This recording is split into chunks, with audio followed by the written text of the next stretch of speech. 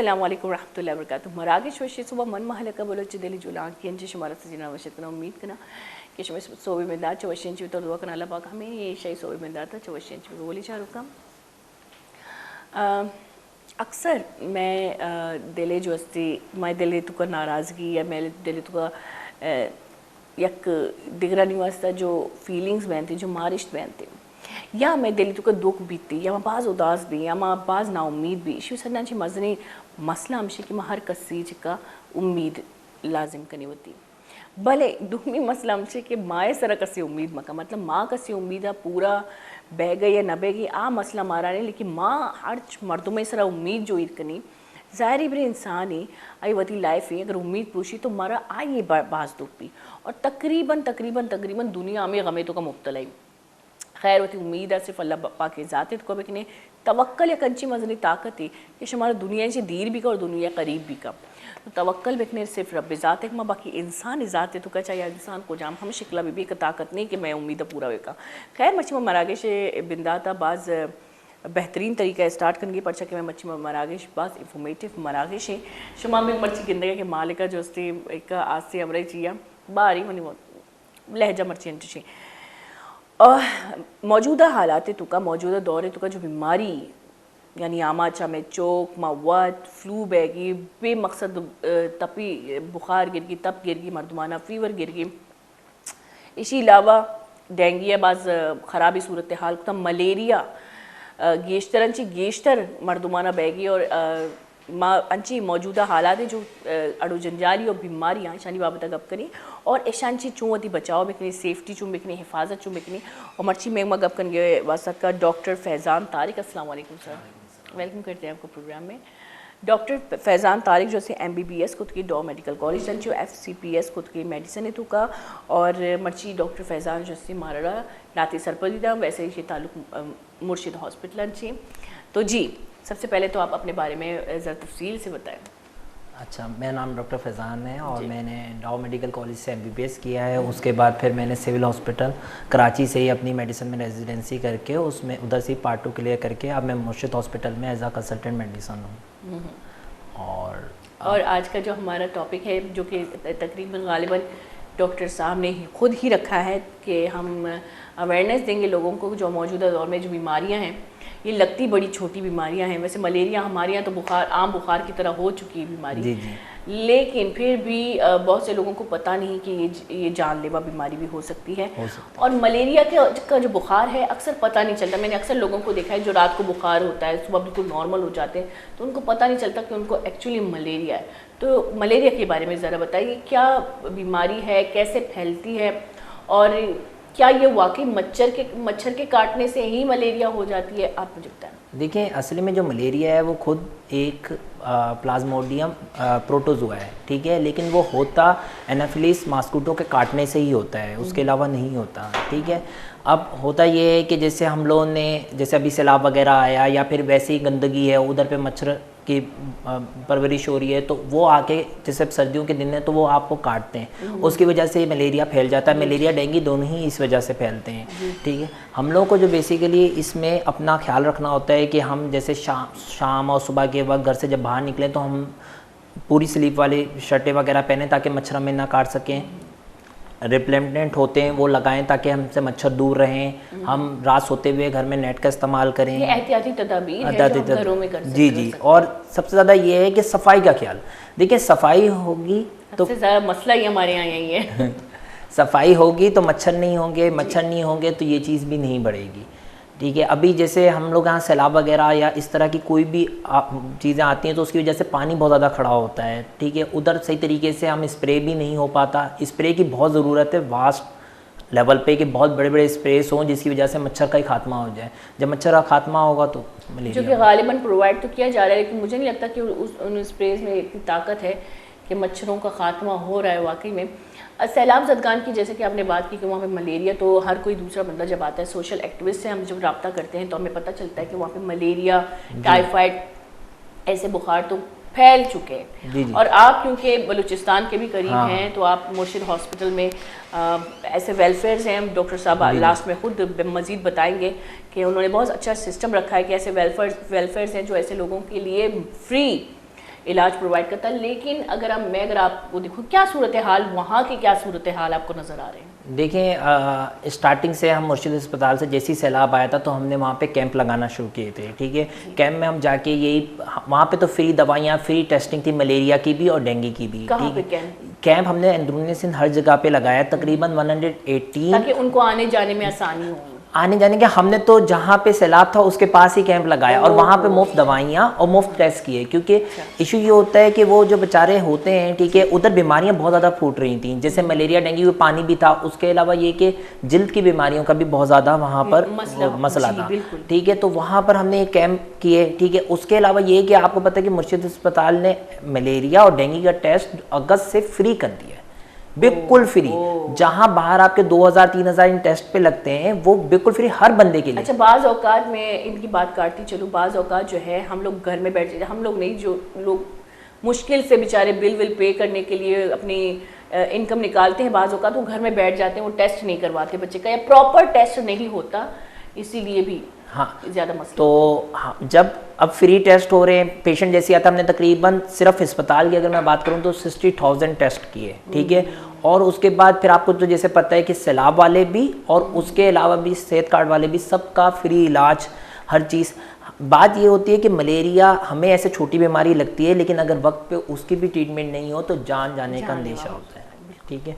और एक हमने जो पिछले साल से इस साल पे कंपैरिजन किया, पाकिस्तानियों ने, मतलब पाकिस्तान की उन्होंने निकाले हैं वैल्यूज़, तो उसके हिसाब से भी इस दफ़ा हर बीमारी 3 से 4 दफ़ा ज़्यादा हुई है बिकॉज ऑफ सैलाब, क्योंकि वहाँ पर ज़्यादा इनकी ग्रोथ हुई। अभी की मौजूदा हालत, डेंगू भी सितंबर में आपने देखा होगा पूरे कराची में तो बहुत बड़ा वबा मचा है, पिछले साल से 4 दफ़ा ज़्यादा हुआ है। और अच्छा, ये डेंगू आया अचानक कहाँ से? मुझे अभी तक नहीं पता चला कि अचानक ऐसी ऐसी बीमारियों के नाम आ रहे हैं कि समझ में नहीं आ रहा। अच्छा, हमारे ही दौर में सारी बीमारियां ईजाद हो रही हैं? नहीं, ऐसा नहीं है। असली में ये है कि वक्त के साथ हम लोग जो सफाई वगैरह का ख्याल भी कम से कम किए जा रहे हैं, ठीक है। और जो दूसरा मेन इशू है वो ये है कि घर में भी मतलब बहुत सी चीज़ें जिनका ख्याल आप करते ही नहीं है, ठीक है।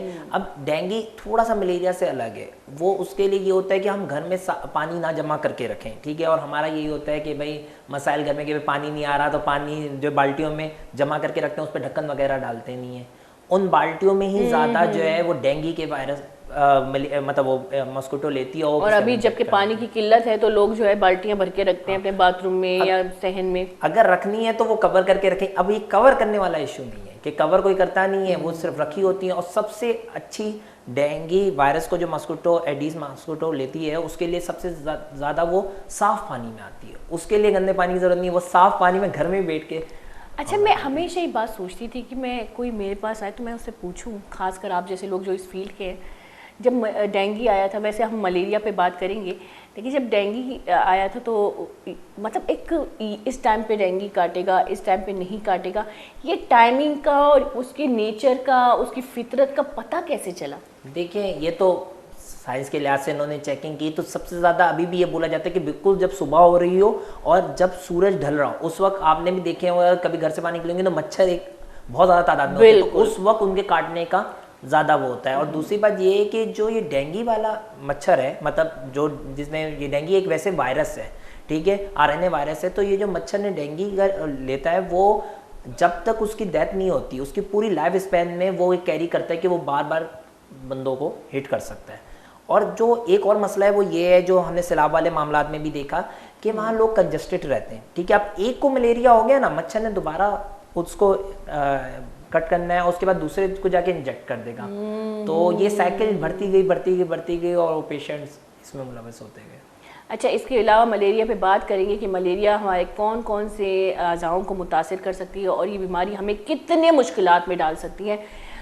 लेकिन उससे पहले छोटा सा ब्रेक ले लेते हैं। गोली चारू का नज़ीर कसानी ब्रेक की मैं घुमा बेटा।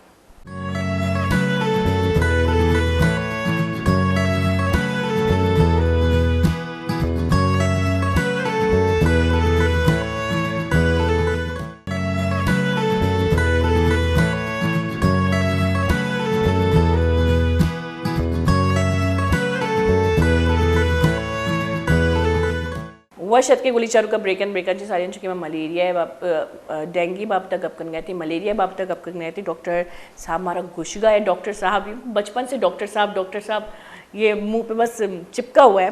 लेकिन अच्छी बात है आप हैं ही साहब, क्योंकि हमारे मुहाफिज हैं और अल्लाह के बाद इंसान आपकी शक्ल देखता है। तो जी आप अपनी बात कंटिन्यू करें कि मच्छरों से बीमारी कैसे फैलती है। देखिए असल में जो मलेरिया है वो प्लाज्मोडियम एक प्रोटोजोआ है, और डेंगू में जो एक वायरस है, ठीक है। बस ये जो मॉस्किटो है ये एक वेक्टर है कि ये उसको लेते हैं और आके हमें इंजेक्ट करते हैं। पहले जैसे मलेरिया में अपने अंदर एक साइकिल करके स्पोरोजोइड्स बनाते हैं प्लाज्मोडियम से, और वो हमें इंजेक्ट कर देते हैं। बेसिकली हमारे माहौल में होते हैं, मच्छर जो है सिर्फ आके इंजेक्ट करता है, इंजेक्ट आके करता है, ठीक है। वो खुद से नहीं आ सकते, उसको लाने वाला मच्छर है, ठीक है। वो अब दोनों के अलग अलग हैं, मलेरिया के लिए एनाफिलीज है और उसके लिए एडिस है, ठीक है। तो वो अलग अलग हैं, बाकी वो लाने वाले हैं और कुछ। तो हम मलेरिया की जब बात कर रहे थे, मलेरिया जो मैं अक्सर कहती हूँ कि हमारे लोग मलेरिया को सीरियस नहीं लेते, कितनी ख़तरनाक बीमारी हो सकती है और कितना हमारी बॉडी को मुतासिर कर सकती है।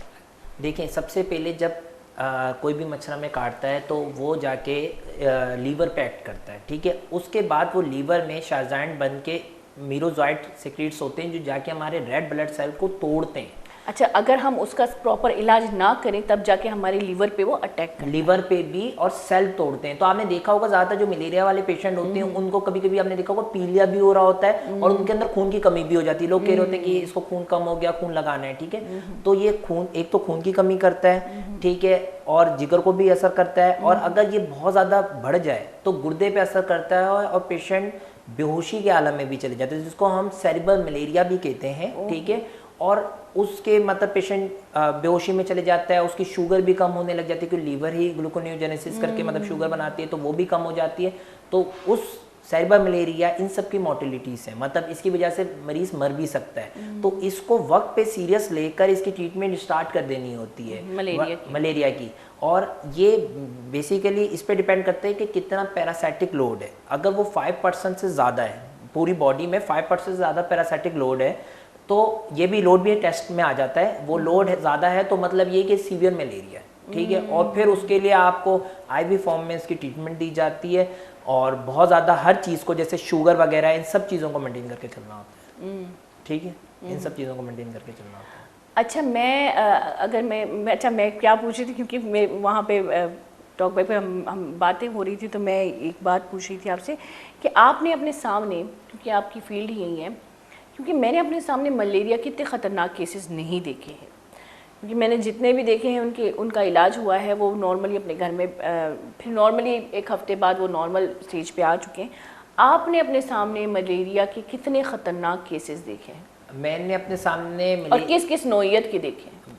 बहुत सी नौइयत के देखे हैं। और मैंने मतलब हम लोग एक होता है ना सिंपल मलेरिया हो तो पेशेंट को ट्रीटमेंट देकर आप घर में भेज सकते हैं, आउट पेशेंट होता है। इन पेशेंट में हमने जो सबसे ज़्यादा देखा है वो बहुत ज़्यादा उसने जिगर पे असर किया, दिमाग पे असर किया, पेशेंट सेरिब्रल मलेरिया में चले गया, ठीक है। और ये कि बहुत दफ़ा वो इतना ज़्यादा गुर्दे पे असर कर देता है कि हमें प्लाज्मा एक्सचेंज वगैरह भी करवानी पड़ती है, जिसको हम हस टीटीपी कहते हैं। हिमोलाइटिक यूरेमिक सिंड्रोम वगैरह भी मलेरिया की वजह से हो सकते हैं पेशेंट को, ठीक है। उसमें पेशेंट के चांसेस और कम हो जाते हैं, लेकिन हम लोग तो अपनी पूरी कोशिश करते हैं कि उसको एंटी मलेरियल भी दें, और अगर उसकी प्लाज्मा एक्सचेंज वगैरह करवाना हो तो वो भी करवाना पड़े तो हम करवाएं, ठीक है। लेकिन ये है कि वो हम तो जो ज़्यादातर नॉर्मल पेशेंट होते हैं वो आउट पेशेंट ही ट्रीट हो जाते हैं, और उनको बस हम तरीके बताते हैं कि किस तरीके से आपने दूसरों को लगने से बचाना है, क्योंकि अब वो जो पेशेंट है ना वो भी दूसरों के लिए वेक्टर बन गया है, क्योंकि मॉस्किटो ने वहाँ हिट करनी है और दूसरे पेशेंट को दूसरे नॉर्मल ह्यूमन को जाके हिट कर देंगे तो उनको भी हो जाएगा। वैसे भी मेरे ख्याल से हमारे जिस्म में जितनी भी बीमारियां हैं, बहुत ख़तरनाक बीमारियां भी हो सकती हैं, हमें कभी कभी पता नहीं होता।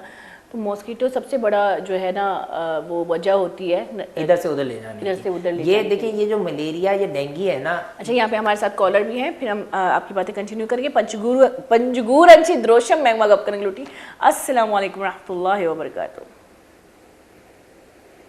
द्रोशम में आवाज़ इतना नहीं आएगी चुनी द्रोशम द्रोशम तवारक मुगीश में नंदा जी द्रोशम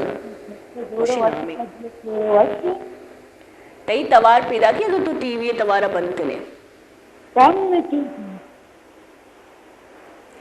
अच्छा, ये तवार बिल्कुल भी साफ पैदा करने वाला रहा। हाँ जी द्रोशम मनी आवाज़ पैदा की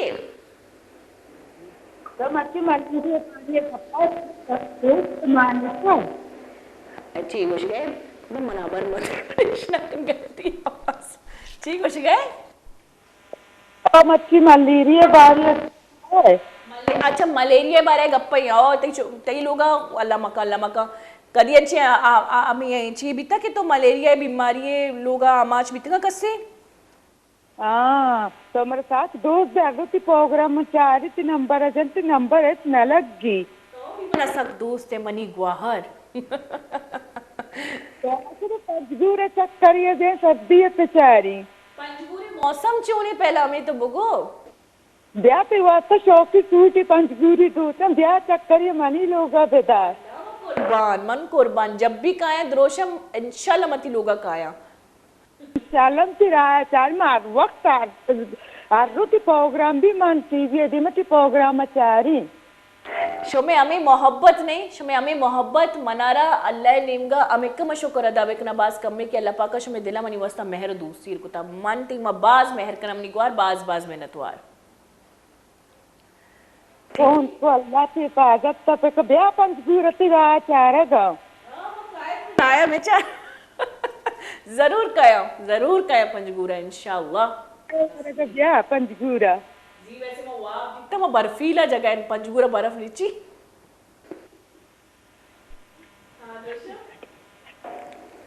चलो बार मनीवार तुम्हारा कॉल को और द्रोश में हमें गपे कि मैं हमेशा कॉल करना थी नंबर न मिली जरूर कॉल बेकने था मैं सन्ना में 10 बंदी करा बाज मैंने त्वार द्रोशम शुमे सन्ना में 10 बंदी करा कि जब मैं मरागेश भी अल्लामा मैं बाहर बिजी रे कॉल बिकने था परचा के ए मरागेश सिर्फ शुमे वास्ता बह गई सोबे सर मैं पात काया मती नुन्नु वाले लोग यल दया एता शुमे के दिमा निंदा सिर्फ शुमे मगा पुत्रान कम ये वास्ता मना बाज वश भी कि शुमे दिला अल्लाह पाक का मनी वास्ते का मेहर दाता अल्लाह पाक हमेशा ही मेहरा गीशन चिगीश बेका जी अच्छा आपको तो कुछ समझ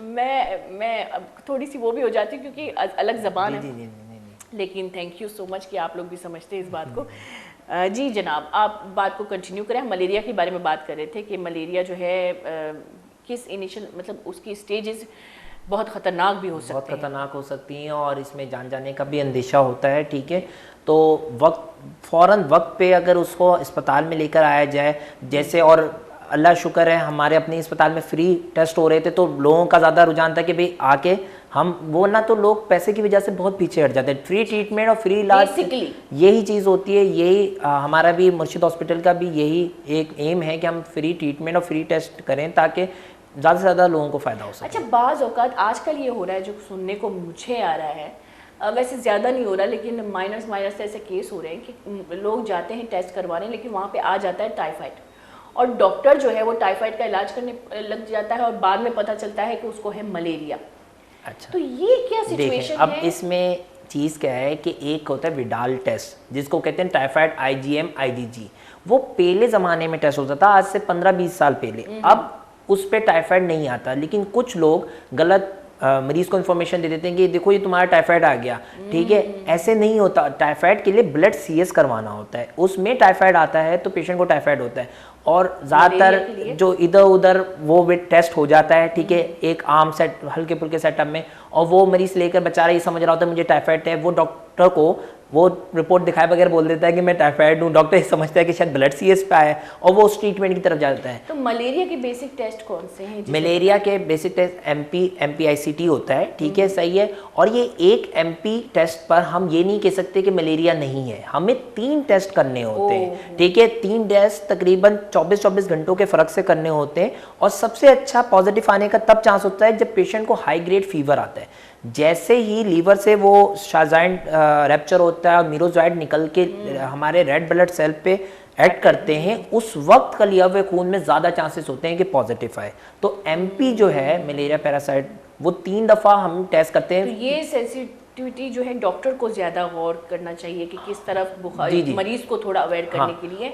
अच्छा ये क्या अगर मलेरिया नहीं है अगर मलेरिया है बेसिकली और टाइफाइड का इलाज हो रहा है तो क्या हार्म हो सकता है बॉडी के लिए? देखिए टाइफाइड जो है वो सल्मोनेला टाइफाइड की वजह से होता है वो एक बैक्टीरियल है तो हम उसके लिए एंटीबायोटिक देते हैं इसके लिए हम एंटीप्रोटोजोल देते हैं तो ये ट्रीटमेंट ही फ़र्क है ठीक है सही। अच्छा ये भी मैं आपको बता दूं कि एक पेशेंट को 2 चीज़ें भी हो सकती हैं अच्छा। मलेरिया मलेरिया और साथ टाइफाइड हो सकता है, ऐसी कोई बात नहीं है कि ये लिखा हुआ है कि मलेरिया आ गया तो टाइफाइड नहीं होगा, ठीक है। लेकिन इतना भी अल्लाह ताला भी मतलब किसी को इतना नहीं करते कि दो बीमारियां एक साथ दे दें। बंदा तो भाई मैं तो मर जाऊं फिर, ठीक है। तो मलेरिया टाइफाइड दोनों एक साथ, खुदा ना खासा अल्लाह पाक सबके हिफाजत तो करे। मलेरिया एक हम जो सबसे पहले हिस्ट्री लेते हैं ना, हिस्ट्री से पता चलता है मलेरिया का बुखार ये होता है कि सर्दी और कपकपी के साथ बुखार आ रहा होता है, सिम्टम्स आप बता रहे हैं सिम्टम्स, ठीक है। कपकपी के साथ उसको बुखार आ रहा है, और बुखार ये है कि जो टाइफाइड का बुखार होता है ना वो जैसे 98.6 है तो उससे नीचे नहीं जाएगा, नॉर्मल नहीं होता, ठीक है।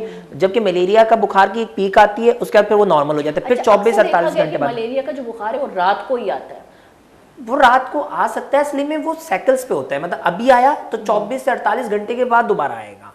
जबकि टाइफाइड और डेंगू इन दोनों की इस तरह नहीं होती। डेंगू तो 5 दिन तक बुखार हर वक्त रहता है और हम उसके लिए बार बार पैराडोल वगैरह लेते हैं। और जो टाइफाइड है उसका बुखार नीचे तक आता है, लेकिन वो हमारी एक लिमिट होती है ना, उससे नीचे नहीं आता, नॉर्मल नहीं होता पेशेंट, और फिर दोबारा बुखार आ जाता है। मतलब इनमें सबसे ज़्यादा खतरनाक मलेरिया हो सकता है, क्योंकि वो जो है जब टाइफाइड होता है तो कंटिन्यूसली जब बुखार होता है तो हम फिर भी थोड़े डर जाते हैं। जी डर जाते हैं। मलेरिया को ज़्यादातर ये बहुत लोग कैसे ले लेते हैं, यार ये तो मलेरिया है क्या होगा, और इस चक्कर में वो एंटी मलेरियल भी नहीं लेते, ठीक है, मतलब जो दवाइयाँ हमारी वो भी नहीं लेते, ठीक है। और फिर क्या होता है कि उनके जिगर या गुर्दे पे असर के साथ फिर वो आते हैं और फिर वो बहुत आगे पहुँच चुके होते हैं। अच्छा, मलेरिया की बुखार के अलावा अगर बेसिक सिम्टम्स हम देखें जो जिसमें हमें इमीडिएट एक्शन का भी थोड़ा सा, क्योंकि आजकल वैसे भी नॉर्मली बुखार है, उसके बारे में बात करेंगे कि नॉर्मली बच्चों को बुखार, मेरी बच्ची बुखार, कल मैंने देखा अचानक उसको बुखार आ गया था, तो मैं अभी समझ नहीं पा रही कि मैं इसे नॉर्मल लूँ या ना नॉर्मल, क्योंकि वो नॉर्मल भी हो गई थी। तो हम लोग बेसिकली हमें पता कैसे चलेगा कि नॉर्मल बुखार नहीं है? देखिए, होता ये है कि एक तो बच्चों का थोड़ा सा बड़ों से फ़र्क होता है, लेकिन होता मेन ये चीज़ है कि अगर कोई भी पेशेंट को बुखार के साथ कहीं से खून आने लग जाए, जैसे हमारे डेंगू में जब बहुत प्लेटलेट कम हो जाते हैं तो मसूड़ों से खून आने लग जाता है, पेशाब वगैरह में खून आने लग जाता है, ठीक है, या फिर नील पड़ने लग जाते हैं, ये चीज़ें होने लग जाएँ। दूसरा, पेशेंट गनूदगी में जा रहा हो, ठीक है, क्योंकि ये मलेरिया डेंगू ये सब गनूदगी में आगे ले जाकर अपनी सीवियर फॉर्म में पेशेंट बेहोशी की तरफ चले जाता है। तो उन सब में इंसान को फ़ौरन करना चाहिए। और अगर छोटा बच्चा है तो बहुत छोटा है और वो फीड वगैरह लेना छोड़ दे, तो ये एक हमारे लिए अलार्मिंग साइन होता है कि हम फ़ौरन डॉक्टर के पास लेकर आए। खा रही है बेचारी। तो ये वाली चीज़ें। और जब जैसे मलेरिया का बुखार बहुत सर्दी के साथ आता है, बंदा कांपता है बहुत ज़्यादा, ये देखा गया है, कपकपी होती है। अच्छा, बॉडी टेम्परेचर भी कम होता है या नहीं, बॉडी वार्म ही होती है? वार्म होती है, 103 104 तक का आ जाता है। फिर हम कोई भी पैराडोल वगैरह देते हैं या कोई एंटीपायरेटिक देते हैं तो वो फीवर नीचे उतर जाता है। फिर तकरीबन 24-48 घंटे बाद दोबारा आता है। तो मरीज़ यही सोच रहा होता है कि यार हो सकता है वायरल हो गया हो, लेकिन वो इस तरफ सोचता नहीं है कि उसको मलेरिया हुआ होता है, ठीक है। लेकिन यही है कि मलेरिया के सिम्टम्स जो सर ने बताए हैं तकरीबन, कि इसका बुखार जो है वो कभी लाता है जिस्म में, और ये मुझे भी एक बार हुआ था, मुझे तो पता ही नहीं था कि मुझे मलेरिया है, मुझे उस वक्त पता ही नहीं चला और मैं बहुत गंदे स्टेज पे ही चली गई थी। लेकिन उसके अलावा बुखार 104 103 से के करीब होता है, मतलब 100 से ज़्यादा ही होता है। अच्छा, बुखार 100 में हो तो नॉर्मल ही है ना? वैसे तो 100 में हो, मतलब ये नहीं कि 100 से, अगर 100 से नीचे हम वैसे नॉर्मली लेते हैं। अच्छा, सबसे जो मैंने मेन बात देखी है ना लोगों में, लोग कहते हैं हमें बुखार आ रहा है लेकिन थर्मामीटर नहीं लगाते। देखिए, थर्मामीटर कितनी आपने बड़ी बात की। एक दौर था जब हम छोटे थे, अच्छा लोग जो है, जितना मैं यही कह रही हूँ ना, जितना दौरे जदीद सामने आता जा रहा है, पाकिस्तान जो है मेंटली पीछे जाता जा रहा है। हमारे घर में, बल्कि तकरीबन सबके घर में ब्लड प्रेशर मशीन हम देखते थे, शुगर मशीन हम देखते थे, हालांकि उस वक्त इतनी बीमारियां नहीं थी।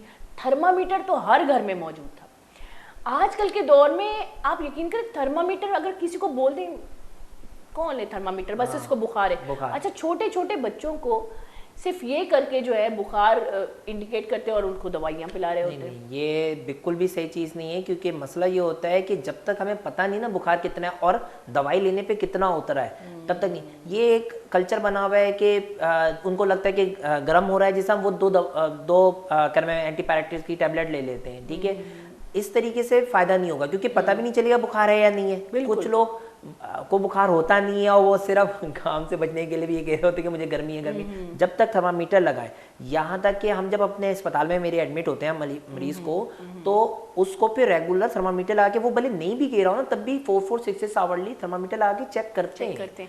मैंने तो सर बच्चों को, जो नवमौलूद बच्चे हैं, जो इन्फेंट हैं, बहुत छोटे हैं, उनको उनके घरों में थर्मामीटर, मैं अपने घर वालों को या मैं अपने रिश्तेदारों को अक्सर कहती हूँ कि जहाँ पे बच्चे, आप मतलब जहाँ पे बच्चे पैदा हों, यानी कि छोटे बच्चे हों घरों में, थर्मामीटर रखें।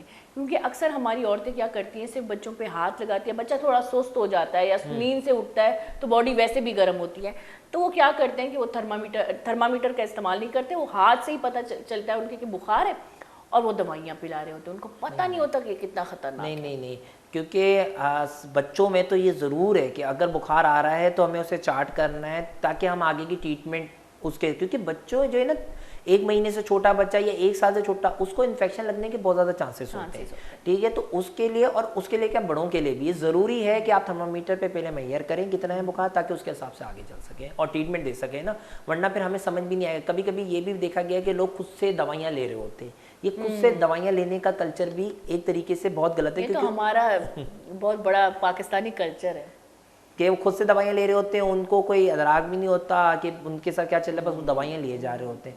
तो आपको कहीं पे भी अपने करीबी में जाकर जब आपको फीवर आए तो आप उधर डॉक्टर को दिखाएं और उनसे अगर टेस्ट, जैसे हमारे यहाँ तो फ्री होते हैं, तो टेस्ट करवा कर फिर उसके बाद फिर उसकी ट्रीटमेंट की तरफ जाएँ, ठीक है। क्योंकि आजकल जैसा मौसम चल रहा है, इसमें मलेरिया, डेंगू और नज़ला, ये 3 चीज़ें, मतलब फ्लू बहुत ज़्यादा है, ठीक है। मैं यही तो कह रही हूँ कि नॉर्मल बुखार भी बहुत ज़्यादा है, फ्लू भी बहुत ज़्यादा है, तो पता नहीं चल रहा। अच्छा, अक्सर हम क्लिनिकों में जाते हैं, क्योंकि मैं बहुत आम सवाल इसलिए कर रही हूँ क्योंकि आम लोग ही, मेरी तरह के लोग ही इसको देख रहे हैं, तो मेरे भी दिल में ऐसे छोटे छोटे सवाल आते हैं जो मैं मिस्टेक्स बेसिकली जो हम लोग कर रहे होते हैं, गलतियाँ कर रहे होते हैं। अक्सर हमारे लोग जो हैं वो छोटे क्लिनिकों में, छोटे क्लिनिक क्या, वहाँ पे डॉक्टर तो बड़े बड़े बैठे हुए हैं, वो क्लिनिकों में अगर हम जाएं तो वहाँ पे हमें बताया नहीं जाता या डायरेक्शन नहीं दिया जाता कि भाई आप जो है चेकअप करवाएं, टेस्ट करवाएं। अपना टेस्ट, बेसिकली टेस्ट का तो रिवाज बहुत कम है, बहुत कम डॉक्टर ऐसे हैं जो टेस्ट के बिना पर इलाज करते हैं, तो वो तो इंजेक्शन और दवाई दे देते हैं और लोग ठीक भी हो जाते, बाद में पता चलता है कि इसको तो मलेरिया था। तो ये भी मेरे ख्याल से बात ये होती है कि आप पहले मरीज, हमें हर चीज़ देखनी होती है। जब हमारे पास मरीज़ आ रहा है, अब यहाँ तो अल्लाह शुक्र फ्री हो रहा है, लेकिन जहाँ पे भी मरीज़ आता है हमें हर चीज़ देखनी होती है कि मरीज़ के अंदर टेस्ट करवाने की भी वो है नहीं। हम पहले उससे साइन एंड सिम्टम्स पूछते हैं, उसके हिसाब से उसको उसकी ट्रीटमेंट देते हैं, ठीक है। लेकिन अगर जहाँ हमें ज़रूरत पड़ता है तो एक आम CBC भी जो है ना, वो भी हमें बहुत ज़्यादा ये वाज़े कर देती है कि ये मलेरिया है, डेंगू है या इंटेरिक है, ठीक है। मैं ये नहीं कहूँगा कि उससे डायग्नोज हो जाता है, ये ना लोग समझें कि भाई एक CBC कराई मतलब तो एक तजुर्बे के लिहाज से। जैसे मलेरिया और डेंगू दोनों में प्लेटिलेट गिरे हुए होते हैं, सफ़ेद खून जिसको बोलते हैं, ठीक है। जबकि इंटेरिक में वो नहीं गिरा होता, इंटेरिक मतलब टाइफाइड में वो नहीं गिरा हुआ होता। और अगर आप HB हीमोग्लोबिन देखें तो वो डेंगू में बहुत ज़्यादा होता है। क्यों? क्योंकि डेंगू में डिहाइड्रेशन हो जाती है, तो हीमोटोक्रेट और हीमोग्लोबिन बहुत ज़्यादा होता है। हम CBC देखते हैं तो हमें पता चल जाता है। उसके अलावा डेंगू की टेस्टिंग अलग है, जो डेंगू NS1 और IgM वगैरह, वो तो बहुत जी, वो भी दिनों के हिसाब से। ये भी पता होना बहुत ज़रूरी है किसी को कि डेंगू NS1 सिर्फ पहले 5 दिन में आएगा, ठीक है। जब पेशेंट को फीवर शुरू हुआ तो पहले 5 डेज में डेंगू NS1 आएगा, उसके बाद डेंगू IgM आएगा, ठीक है, सही है। और बीच में 6-7 डे कुछ ऐसा होता है कि NS1 भी नहीं आ रहा होता और IgM भी नहीं आ रहा होता। IgM इस एंटीबॉडी ना। अच्छा, कभी कभी ये लोग डेंगू IgG करवाते हैं, वो पुराने डेंगू को बता रहा होता है और वही फेक रिपोर्ट के अंदर डेंगू IgG पॉजिटिव किसी का आ रहा है और उसे किसी ने बोल दिया तुम्हें तो डेंगू हो गया, वो सोच रहा होता है कि उसे डेंगू हो गया। ऐसे नहीं होता डेंगू, वो तो आप ही पुरानी रिपोर्ट होती है। IgG अगर पॉजिटिव है, IgM आए या NS1 आए तो डेंगू होता है। लेकिन वैसे भी हमें मेरे ख्याल से हमें इस दौर में क्योंकि एक बुखार नहीं है, बुखार की कई शक्लें हैं, कई बैक्टीरियाज हैं, कई वायरस हैं, अलग अलग किस्म के, और उनका इलाज भी अलग अलग है। तो हमें अगर बुखार हो तो चेकअप या टेस्ट करवाना बहुत ज़रूरी है अपने मुतमईनी के लिए, डॉक्टर की मुतमईनी के लिए। अक्सर हम उन डॉक्टरों से भी दूर भागते हैं। अच्छा, ये हमारी भी गलती है कि हम बड़ा बोलते हैं कि इस डॉक्टर ने गलत इलाज किया, लेकिन अक्सर हम उन डॉक्टरों से या उन्हीं डॉक्टरों के इस सजेशन से दूर भागते हैं कि भाई टेस्ट करवा के लाएं, क्योंकि हम साहिब हैसियत भी, बस हमें टेस्ट करवाना पसंद नहीं है। मुझे खुद, मैं अपनी बात पहले करती हूँ, इस वजह से ज़मरे में मैं भी आती हूँ कि हमें टेस्ट करवाना नहीं पसंद है, जबकि दुनिया भर में बग़ैर टेस्ट के, बग़ैर आपका पूरा बॉडी डायग्नोज के आपका कोई भी इलाज नहीं होता। लेकिन हमारे यहाँ तो बस आवाम की तौर पे ये गलती होती है। हाँ, बस अब ये है कि आप कितना लोगों को समझा समझा के मतलब अवेयर करते हो कि भाई टेस्ट करवाएं, या आपसे मतलब देखिए, अगर मुझे इंटेरिक मतलब टाइफाइड लगता है तो मैं मरीज़ का ब्लड CS करवाता हूँ, फिर ही एंटीबायोटिक स्टार्ट करता हूँ। क्योंकि इशू ये होता है कि हम टाइफाइड वाले, अच्छा टाइफाइड भी हमारे पाकिस्तान में बहुत फैला हुआ है, क्योंकि वो भी कंटेमिनेटेड फूड वगैरह की वजह से हो जाता है। बहुत पहले से ये बीमारी है, ठीक है। उसके बारे में, टाइफाइड के बारे में तफसीली बात ज़रूर करेंगे। हाँ, तो बस ये होता है कि हमें ब्लड CS करवाना ज़रूरी होता है, क्योंकि एक दफ़ा हमने एंटीबायोटिक दे दी ना, उसके बाद अगर हम ब्लड CS भी करवाएंगे तो उसमें रिपोर्ट नहीं आएगी, क्योंकि वो एंटीबायोटिक थोड़े बैक्टीरिया को किल करने लग जाएगी। तो रिपोर्ट तो हमेशा ब्लड CS जो ब्लड कल्चर हम इसके लिए करते हैं वो दवाई शुरू करने से पहले करना होता है। तो फ़ौरन करवाया और दवाई शुरू कर दी, रिपोर्ट का वेट नहीं करते, क्योंकि ब्लड CS की रिपोर्ट 6-7 दिनों में आती है। अच्छा, आपने यही कहा कि मलेरिया की बीमारी है, टाइफाइड की बीमारी है, डेंगू का तो आपने बताया ये जो हम लोग पानी रखते हैं वो तो बहुत बड़ा ख़तरनाक हमारा वो होता है, क्योंकि हम ढकते नहीं हैं। लेकिन अगर मलेरिया को देखिए, आपने जैसे कि ब्रेक में मुझे कहा कि सफाई का ख्याल नहीं रखते, वैसे तो हमारे घर बड़े साफ़ होते हैं, तो ये कहाँ से आ जाके टपक जाता है? सिर्फ घर ही साफ होते हैं, घर के बाहर तो कचरा हर किसी ने डाला हुआ तो आजकल रिवाज बन गया है। और आजकल ये भी है कि अगर डस्टबिन कहीं बाहर किसी इंतजामिया ने रखवाई होगी तो डस्टबिन में कचरा नहीं होगा, उसके बाहर कचरे का यूं करके ढेर लगाया हुआ होता है। ठीक है, और फिर अगर डस्टबिन में कोई डाल भी रहा है तो वो डस्टबिन ही कोई नहीं खाली करवा रहा। ठीक है, डस्टबिन ही गुम हो जाता है। डस्टबिन ही गुम हो जाता है, ये बात भी आपने ठीक बोली। तो इन सारे मामलात की वजह से ना ये सब चीज़ें गंद को प्रमोट करती हैं। फिर ये है कि बहुत सी जगहों पे कहीं तो पानी नहीं आ रहा और कहीं पानी आ रहा है तो वो टैंकियों से ओवरफ्लो होकर गिर रहा है, कोई ख्याल नहीं कर रहा, रोडें पानी से भर जाती हैं। ठीक है, गटर चौक हो जाते हैं, उनका पानी रोडों पे आया हुआ होता है उससे। तो ये छोटी छोटी चीज़ें मतलब सफाई सुथराई का ख्याल होगा तो ये सब चीज़ें होंगी। और स्प्रे बहुत ज़रूरी है कि गवर्नमेंट की तरफ से भी वास्ट एरियाज़ पे स्प्रे हों। अच्छा, स्प्रे मैंने दो दफ़ा इत्तफाकन मैंने देखा है कि स्प्रे तो होता है गवर्नमेंट की तरफ से, लेकिन वो जो मैं यही कह रहे थे कि हम के जो पहले एक स्प्रे था जिसमें दरवाजे बंद हो जाते थे, हम लोग छुप जाते थे, एक अजीब सी वो सांस बंद हो जाती थी कि भाई स्प्रे हो रहा है तो हम लोग भाग जाए। आजकल के स्प्रे में उससे भी कम स्मेल होती है, जैसे कि हम पोल्यूशन मतलब बसों का जो धुआं होता है उससे भी कम स्मेल स्प्रे में है। मुझे नहीं लगता कि ये ज़्यादा कारआमद होगा। अच्छा, इसमें दो बातें। पहली बात तो ये है कि वो हुकूमत की तरफ से भी एक ये चीज़ है कि देखिए स्प्रे पहले बहुत ज़्यादा हमारी आई को इरिटेंट करता था। ठीक है, तो उन्होंने वक्त के साथ जदीद दौर आया तो उन्होंने उस चीज़ों में भी ऐसे केमिकल शामिल करने लग गए हैं कि ज़्यादा लोगों के लिए हार्मफुल ना हो, सिर्फ मच्छरों के लिए हो जिनके लिए कर रहे हैं। ठीक है, और दूसरा ये है कि अब हर चीज़ की क्वालिटी भी चेंज हो जाती है, तो वो भी बड़े फैक्टर्स हैं। एक तो हम जैसे बचपन में देखते थे उस हिसाब से अब स्प्रे भी कम ही है। ठीक है, हाँ, और गंदगी ज़्यादा है, स्प्रे कम है। गंदगी ज़्यादा है, मच्छर भी नाचते होंगे कि भाई किसको बेवकूफ़ बना रहे हो, खुद को या मुझे। लेकिन अगर हम देखें तो घर में भी हमें स्प्रे करना बहुत ज़रूरी है। घर में भी स्प्रे करना है, और देखिए ये हर फर्द की जिम्मेदारी है कि वो अपना ख्याल खुद करे। ये भी नहीं कि मार्केट में महंगाई बढ़ गई है, लेकिन मार्केट में सस्ते स्प्रे भी मौजूद हैं, महंगे स्प्रे भी मौजूद हैं, लेकिन अगर सस्ते की तरफ जाए वो भी बड़े अच्छे स्प्रे हैं, उनकी क्वालिटी भी अच्छी है। हाँ, ये होता है, लेकिन बात सिर्फ ये है कि एक तो स्प्रे करते हुए भी कुछ चीज़ों का ख्याल रखना होता है। जब आप स्प्रे करें तो वो नीचे की तरफ करके करना होता है, मतलब वहाँ पे खुद से कोई दूसरा ह्यूमन ना हो जिसके ऊपर आप स्प्रे करो, ये बहुत ख्याल से खाने की कोई चीज़ ना हो। ठीक है, और दूसरी बात है, ये जो हम लोग कॉइल वगैरह जलाते हैं घर में, ठीक है, इन सब चीज़ों को भी चलाते हुए थोड़ी सी इसके लिए भी थोड़ा सा मतलब ओपन होना चाहिए कि वहाँ से इसकी जो कंजशन है वो कंबशन है वो निकले। ठीक है, और बाकी खुद से हमें बहुत सारे ख्याल रखने की खुद से ज़रूरत है। अगर वैसे तो सर्दियाँ हैं, खुले में कोई सोता नहीं होगा, लेकिन फिर भी नेट का इस्तेमाल किया जाए। ठीक है, और अपने ऊपर भी जो हम हॉस्पिटल वगैरह लगाते हैं वो लगानी चाहिए हमें। ठीक है, और इन चीज़ों का अगर हम ख्याल करेंगे और सफाई सुथराई का ख्याल करेंगे तो हम खुद से भी बहुत चीज़ें कम कर देंगे। अच्छा, हमें इतनी गंदी आदत हो गई कि मच्छर हमें काटते भी हैं तो हम हिलते भी नहीं हैं, मतलब हम लोग डरते भी नहीं हैं। अभी तो डर खौफ उसी वक्त है जब बुखार आता है, लेकिन बुखार से पहले इस चीज़ की बिल्कुल भी एहतियाती तदाबीर हम नहीं रखते। तो ये हमारी भी थोड़ी सी गलतियां हैं जिसकी वजह से आजकल के दौर में बीमारी बढ़ती जा रही है। आम बुखार और आम खांसी नज़ला की बात करेंगे, लेकिन उससे पहले एक छोटा सा ब्रेक लेते हैं। बोली चारू का जीर का सानी ब्रेक में साड़ी में गो बेटा।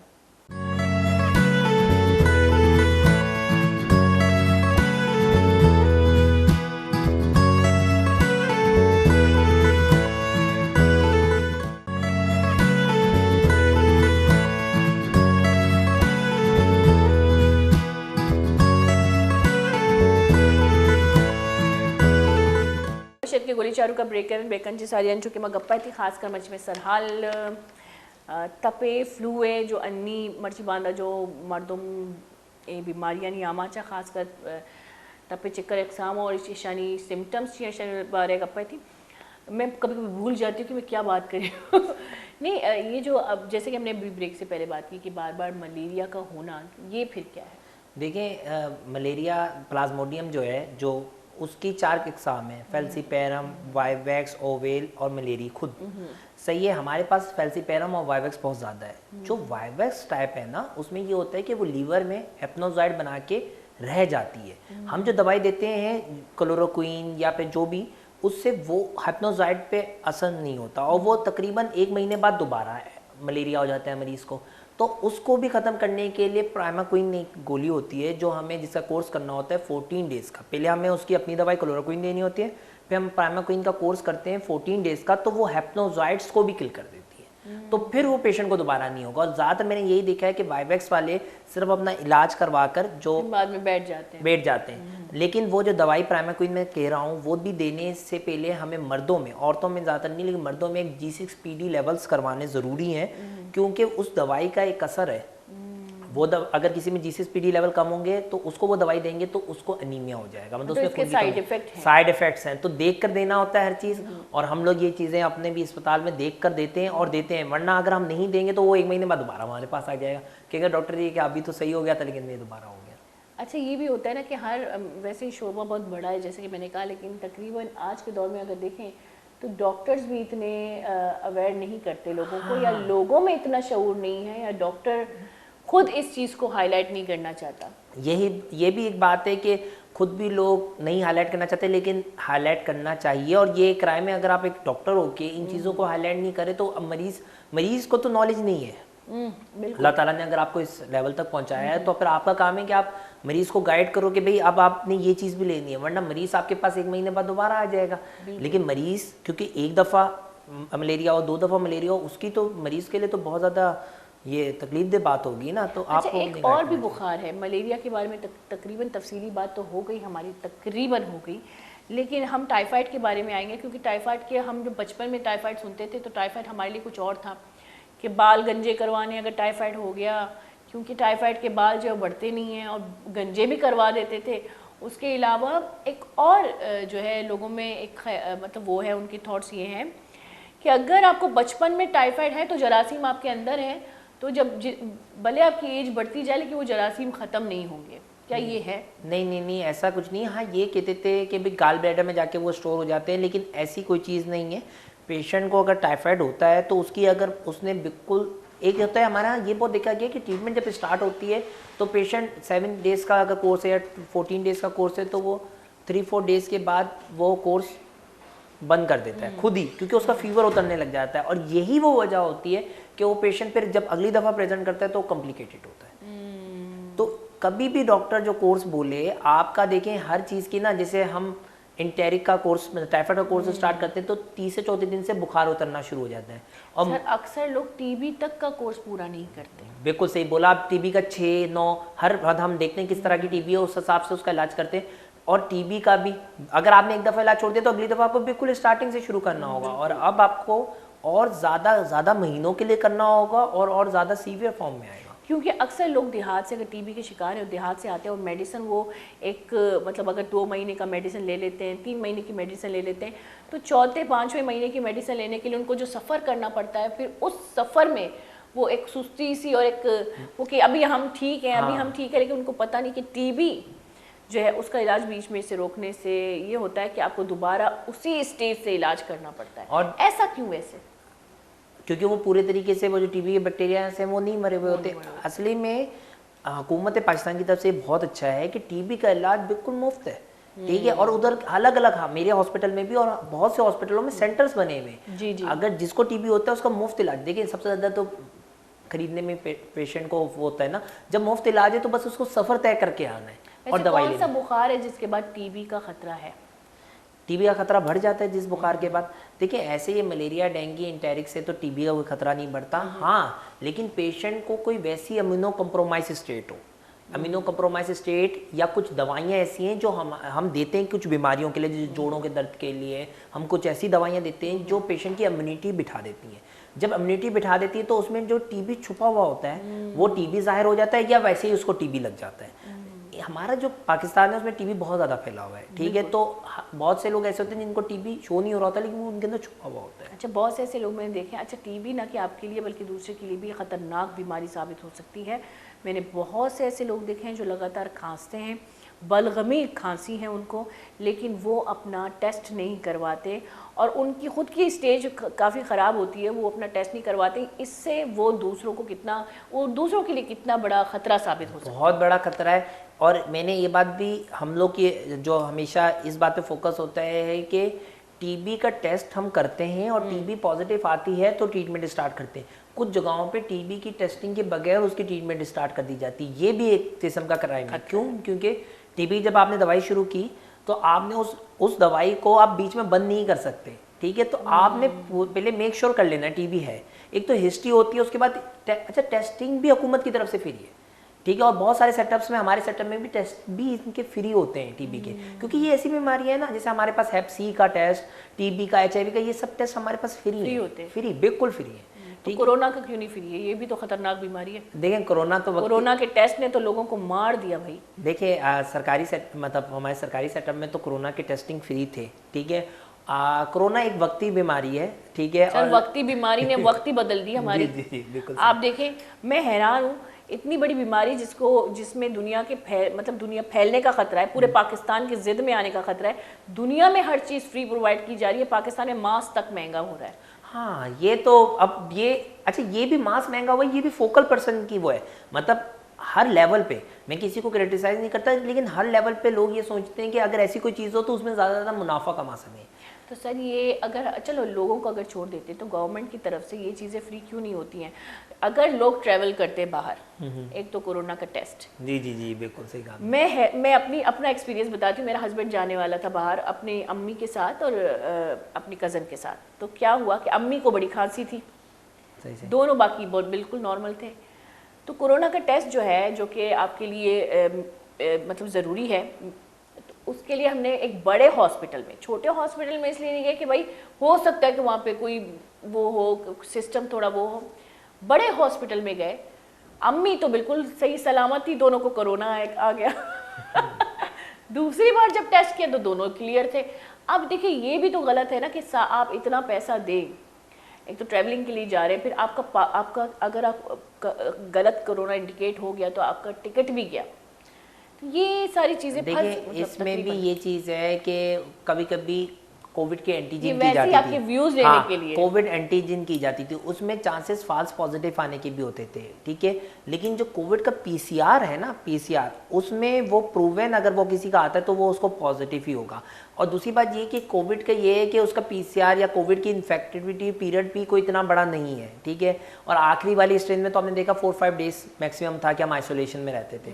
लेकिन ये वाली बात आपकी ठीक है कि कोविड टेस्टिंग जाते हुए बाहर मुल्क आपके कोविड टेस्टिंग, उसमें बहुत ज़्यादा पैसा लग जाता है। आपने करना है ना। और आपका मतलब आपको बड़ा मतलब ये है कि कोरोना की वजह से आम आवाम को बहुत कुछ सहना पड़ा। मैं चाहती हूँ तहे दिल से कि ऐसी अगर कोई बीमारी आए, कोई वबा आए, तो गवर्नमेंट उसके लिए, हमारी हुकूमत उसके लिए बिल्कुल तैयार हो जाए। जितने टैक्स हम पे करते हैं वैसे नॉर्मल ज़िंदगी में तो कोई सिक्योरिटी नहीं है, लेकिन ऐसे ही खुदादाद कोई अगर वबा हम पे आ जाए तो उसके लिए हमें कम अज़ कम सिक्योर करें, हमारा ख्याल रखें, फाइनेंशियली हमारा ख्याल रखें। अगर हाँ फाइनेंशियल सपोर्ट नहीं है तो बीमारियों के लिए तकरीबन हमारा ख्याल रखें। चलिए, ये तो अलग बात है, ये तो हमारे गिले होते रहते हैं हमारे गवर्नमेंट के साथ, क्योंकि माँ बाप है भाई, माई बाप है हमारे। फिर आते हैं हम टाइफाइड की तरफ। अच्छा, ये भी सुनने को आया है कि टाइफाइड में आप हर खाना, मतलब आपको परहेज़ करना ज़रूरी है।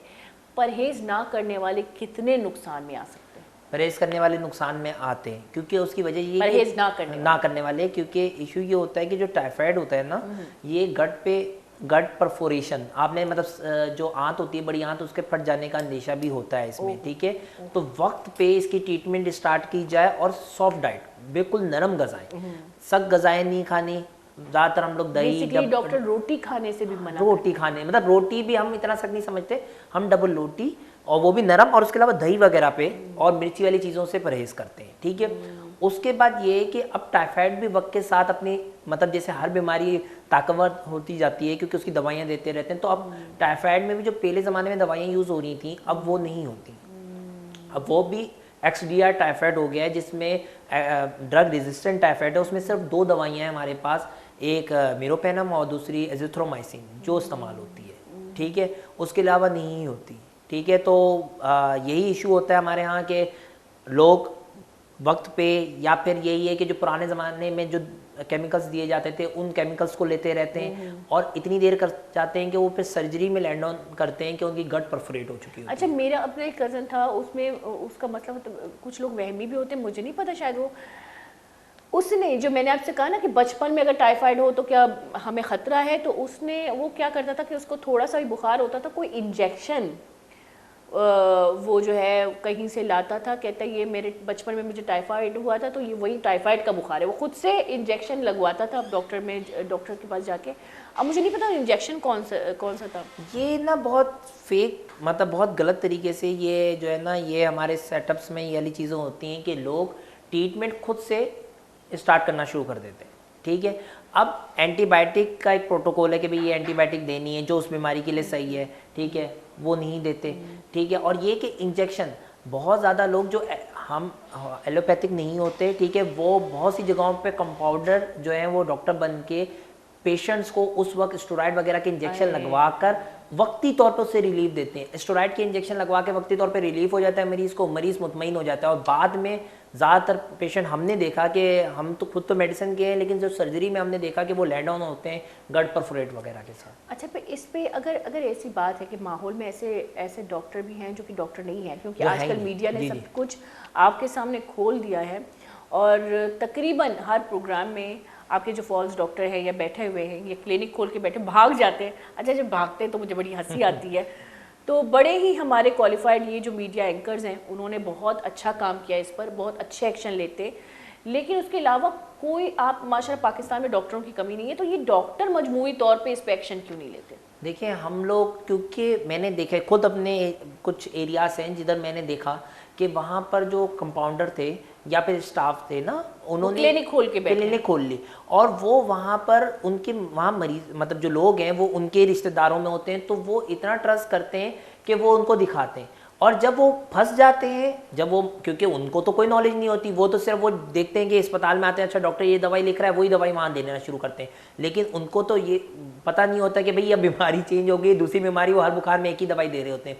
तो जब मरीज़ फंस जाता है तो फिर उसको भगा देते हैं किसी भी सरकारी अस्पताल या किसी भी बड़े अस्पताल की तरफ भगा देते हैं कि अब जाओ जाओ जाओ। लेकिन सर हमारे यहाँ कोई इंस्पेक्शन टीम नहीं इंस्पेक्शन टीम है, जो मैंने देखा है इंस्पेक्शन टीम है। अच्छा, इंस्पेक्शन टीम को भी सही जगह पे, वो जहाँ पर डॉक्टर होते हैं वहाँ पर ज़्यादा पहुँची हुई होती है, और जहाँ अभी भी मुझे भी आइडिया है बहुत सी जगहें ऐसी हैं जहाँ पे डॉक्टर्स नहीं होते और वहाँ पे स्टाफ ही चला रहा है डॉक्टर बन के, वहाँ पर नहीं जाती। और जहाँ पर बेचारे डॉक्टर्स होते हैं वहाँ पे आगे पूछ रही होती हैं, मतलब सही तरीके से काम नहीं करते। इसलिए मैं कहती हूँ प्राइवेटली अगर आप लोग माशाल्लाह से क्वालिफाइड डॉक्टर्स हैं, मैं यहाँ पे बहुत इंटरव्यू करती हूँ डॉक्टर्स का, तो मुझे बहुत, अब मैं जो आप लोगों से बातें सुनती हूँ तो ये मैं नॉर्मली बातें सुनती नहीं, मैं मिडिल क्लास फैमिली से बिलोंग करती हूँ। तो मेरा एक छोटा सा मोहल्ला है जहाँ मैं क्लिनिक को, हम बचपन से क्लिनिक में जाते थे, तो मुझे तो पता ही नहीं था कि भाई स्पेशलिटीज़ भी कुछ होती हैं या डॉक्टर अलग होते हैं, दिल का डॉक्टर अलग, गुर्दे का अलग। हम लोग तो एक ही डॉक्टर के पास बस जाया करते हैं, अभी भी हमारे मोहल्ले में है। लेकिन मैं ये कहती हूँ अगर इंस्पेक्शन टीम है और अगर एक्टिव भी है, लेकिन उन लोगों पे एक्टिव नहीं है जो कि जाहिर है साफ, तो आप लोग मजबूरी तौर पे ऐसा एक्शन क्यों नहीं लेते? देखिए हमारी खुद की, हम PMC Pakistan medical and dental council से रजिस्टर होते हैं, ठीक है, और बेसिकली हम वहाँ पे रजिस्टर होने की भी पेमेंट करते हैं, ठीक है, एज अ डॉक्टर। तो बेसिकली उनका काम है कि वो अपनी टीमें बनाकर, वो जो हम उनको दे रहे हैं, ठीक है, वो अपनी टीमें बना के ये सब चीज़ें सर्च करना उनका काम है। हम असली में बहुत ज़्यादा, आपको पता है कि आगाही दे भी दें कि ये जगह पे ऐसे लोग बैठे हैं, वो वहाँ जाते हैं और आपको पता है आगे असल में मैंने सेटलमेंट जो हो जाती देखा है है। कि मैं आपको नहीं कह रही, लेकिन मजमूई तौर पे अगर डॉक्टर भी हो, अगर हमारे कानून के भी मुहाफिज हो, बहुत से वहाँ पे ईमानदार लोग हैं, बहुत से ईमानदार लोग हैं गवर्नमेंट में भी, लेकिन कोई भी जिम्मेदारी नहीं लेता। अगर आपकी फील्ड है और आपकी फील्ड के बरअक्स कोई आप ही के फील्ड को बदनाम करने के लिए ऐसी ऐसी हरकतें कर रहे हो जिससे तकरीबन आधे अवाम को नुकसान हो रहा है, जानी नुकसान हो रहा है, तो मेरे ख्याल से उसी फील्ड के कुछ लोगों को मजमूई तौर पे एक्शन लेना चाहिए ताकि ये चीज़, ये जो दब्बा है हमारे माशरे में, ये ख़त्म हो जाए। अच्छा, अब हम आते हैं फिर आम जो बुखार आजकल फैले हुए हैं, फ्लू है और बुखार है, बेमकसद की खांसी है। ये बेमकसद की खांसी बुखार से हम लोग सेफ ही नहीं हो पा रहे। देखिए उसके लिए सबसे पहले अपना ख्याल रखना है। जो आपने मैंने तो आजकल मेरी देखा बच्ची की मौसम सेफ्टी इतने खतरनाक बता दी कि मुझे अभी 24 घंटे उसके पीछे भागना होगा। नहीं, बात ये वो छोटी है, अब जो बच्चा होता है छोटा उसकी ज़्यादा केयर करनी पड़ती है। अभी जो सबसे ज़्यादा हमारे जो मसाइल हैं वो ये है कि नज़ला खांसी। अब हो क्या रहा है कि मौसम हो रहा है तब्दील, लोग जैसे अब मौसम हो गया सर्द, लेकिन लोग अभी भी पंखे का इस्तेमाल कर रहे हैं। सर मौसम ने हमें कंफ्यूज करके रखा हुआ है ना, हम क्या करें? पंखा बंद कर देते हैं, पसीना हो जाते हैं, पंखा चालू करते सर्दी लग जाती है, तो मौसम ने कंफ्यूज करके रखा है। हाँ, लेकिन जब भी हमें सर्दी में निकल रहे हैं या घर से बाहर निकल रहे हैं तो, और उस वक्त हवा ठंडी चल रही है, तो हमें एक तो ये है कि हम उस वक्त अगर मुंह वगैरह धोया हुआ है, कुछ भी धोया हुआ है, तो हमें उससे टॉवल से साफ करके निकलना चाहिए, क्योंकि पानी अगर होगा तो वो और ज़्यादा चांसेस होंगे। सेकेंडली बात ये है कि अगर कहीं पे भी आप नंगे पाँव वगैरह घर में भी फिर रहे हैं तो आपको एटलीस्ट मोजे पहने हुए हो, सही है, क्योंकि इससे सर्दी नीचे से लग जाती है। ठीक है, दूसरी बात है अपनी नाक वगैरह को कवर करें। ठीक है, अच्छा, और ये है कि ये जो फ्लू है ना, ये दूसरे मतलब जिसको है फ्लू, उससे लगना बहुत आसान होता है। तो हैंड शेक वगैरह करते हुए दूसरा बंदा भी ख्याल रखे कि अगर उसको फ्लू है तो वो अपना हैंड शेक या तो करें नहीं, या पे हैंड शेक कर रहे हैं तो वो छींक रहे होते मुंह के सामने, खांस रहे होते मुंह के सामने। मुझे इतना गुस्सा आता है जब मैं किसी को खांसते हुए देखती हूँ, और वो भी मुंह के सामने खांसते हुए देखती हूँ। बंदे को खुद अवेयरनेस हो रही चाहिए, खुद बाशऊरी तौर पे। पहले हमारे लोग ऐसे नहीं थे, अब पता नहीं कहाँ से आ गए। और ठंडी चीज़ों से भी थोड़ा सा परहेज करना पड़ेगा। ठंडी चीज़ खाने से, हाँ, खाने से थोड़ा सा परहेज करना होगा। मतलब ये कि बाहर निकल के सीवी को चलेगा, हवा भी लग रही है, आइसक्रीम भी खा रहा है। आप हमारे अंदर से हमारी आइडेंटिटी छीन रहे हैं। हम जो पाकिस्तानी है, ठंडे पानी के बगैर हम रह नहीं सकते सर। में मौसम एकदम चेंज होता है ना, हम बाहर से आते हैं एकदम ठंडा पानी पी लेते हैं, तो ये सब चीज़ें ऐड ऑन होती हैं। और बाकी ये कि जब किसी को फ्लू वगैरह हो तो दवाइयों के साथ साथ गार्गल्स का भी इस्तेमाल करें। रेस्ट चाहिए होता है, और गार्गल्स मतलब नीम गर्म पानी करके उसमें थोड़ा नमक डाल के गार्गल्स करें। गार्गल्स भी बहुत इंपॉर्टेंट होते हैं। हम लोग ये थे गार्गल्स का इस्तेमाल नहीं करते, खुद से दवाइयाँ हमने सोची हुई हैं कि भाई ये फ्लू हुआ, ये दवाई ले लो, और वो चीज़ कुछ और होती है, हम दवाइयाँ लेना शुरू कर देते हैं। बिल्कुल। अच्छा, अगर फ्लू में नॉर्मली जो बच्चों को नेबुलाइज करते हैं, बच्चों की बात इसलिए करी क्योंकि सबसे नाजुक हमारे घर में यही होते हैं, तो बच्चों को नॉर्मली हम एक होता है नेबुलाइज के जो लिक्विड होता है, एक तो एंटीबायोटिक होता है, लेकिन नॉर्मल फ्लू के लिए हम जो नॉर्मल लिक्विड इस्तेमाल करते हैं वो क्या ख़तरनाक होता है? नहीं, ये तो कुछ भी नहीं है। अगर वाकई में उसको किसी बच्चे को नमूनिया वगैरह हुआ है तो नहीं, नॉर्मल फ्लू में जैसे आपके ब्लॉक्स हो जाते हैं आपके। हाँ, इसमें दो चीज़ें होती हैं। एक तो ये है कि हम लोग आम तरीके से उसे नेबुलाइज कराते हैं। एक आप सही कह रही हैं, एंटीबायोटिक से या किसी दवाई से अस्थमा दमे वाले मरीजों को करते हैं, वो तो नहीं है। हाँ, लेकिन वैसे आप नेबुलाइज कर सकते हैं। दूसरी बात ये, कभी कभी बच्चों की नोज भी क्लोज होती है, हो जाती है ना, ब्लॉकेज हो जाती है छोटे बच्चों की, फिर वो मुंह ज़्यादातर खोल रहे होते हैं सांस लेने के लिए, तो मुझे रहम आता है। उनमें ये होता है कि नॉर्मल सलाइन की ड्रॉपलेट से हम ये ओपन, क्योंकि वो ड्रॉपलेट डालते हैं तो उससे ये ओपन हो जाती है नोज।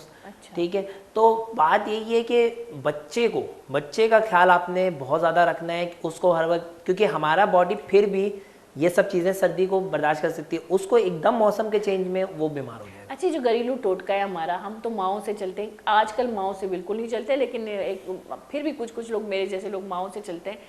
तो ये जो तेल डालना इस मौसम में, गरम थोड़ा सा तेल डाल के एक ब्लॉकेज को खोलने की कोशिश करना, आपके ज़माने में नहीं होता था सर? नहीं, हम तो विक्स लगा देते हैं। अच्छा, आप छोटे भी थे।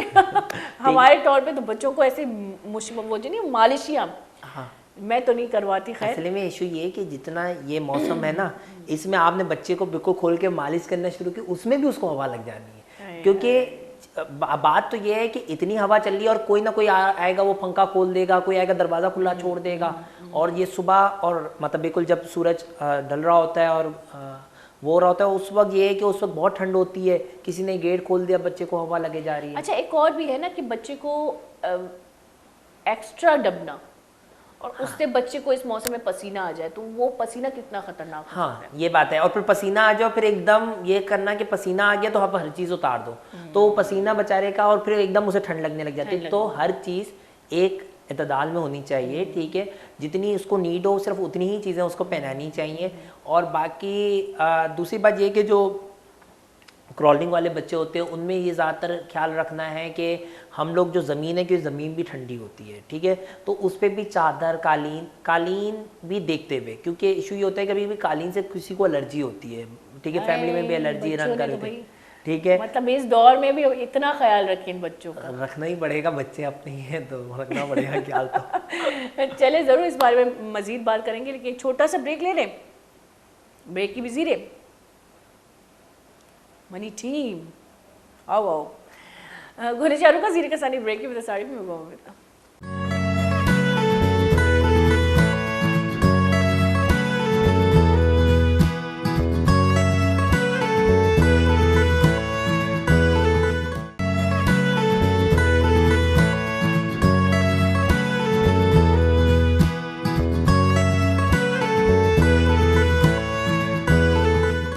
वर्षित की गुली का ब्रेकन ची सारी जो कि माँ आम बुखारे आम तप्पे बारे गप करने गए थे, गप्पा घोटाला में नहीं आदत, गप्पा घोटाला बाद वशी डिशी। अचानक मुझे याद आया, वैसे इन्होंने कहा स्पाइसी तो नहीं खाना है या ऐसी बाहर की चीज़ें नहीं खानी, गप्पा घोटाला मुझे याद लेकिन वहाँ गप्पा थी। लेकिन अभी अगर हम डेंगू की बात करें तो इस बीमारी ने तो मतलब धमाल करके रखा हुआ है, अचानक आई है और अचानक मशहूर होके अब जा ही नहीं रही।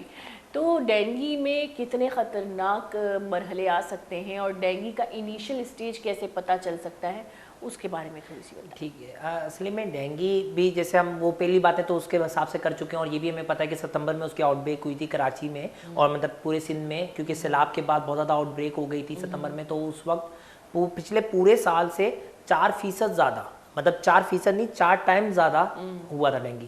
अच्छा, डेंगू में सबसे पहले जो डेंगू का फीवर होता है वो ज़्यादातर दिन में बहुत हाई ग्रेड आता है, 102, 103 फॉर अ नाइट, और हम उसके लिए बार बार दवाइयाँ लेते हैं, लेकिन वो जब उतरता इतना नहीं है, इतना मतलब वो जाएगा दोबारा आएगा, 5 दिन तक बुखार रहेगा।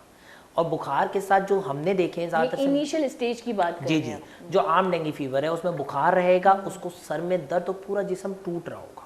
जो ज़्यादातर डेंगू वाले बुखार वाले कहते हैं हमारा जिस्म बहुत टूट रहा है, हमें सर में दर्द हो रही है, हमें आंखों में दर्द हो रही है, और बॉडी पे रैश भी आ सकता है। तो ये उसको 5 दिन के बुखार के साथ ये सारी चीज़ें होंगी। पहले दूसरे दिन उसको इतना बुखार आ जाएगा कि वो किसी सेटअप में जाकर ये बता देगा कि मुझे आया है।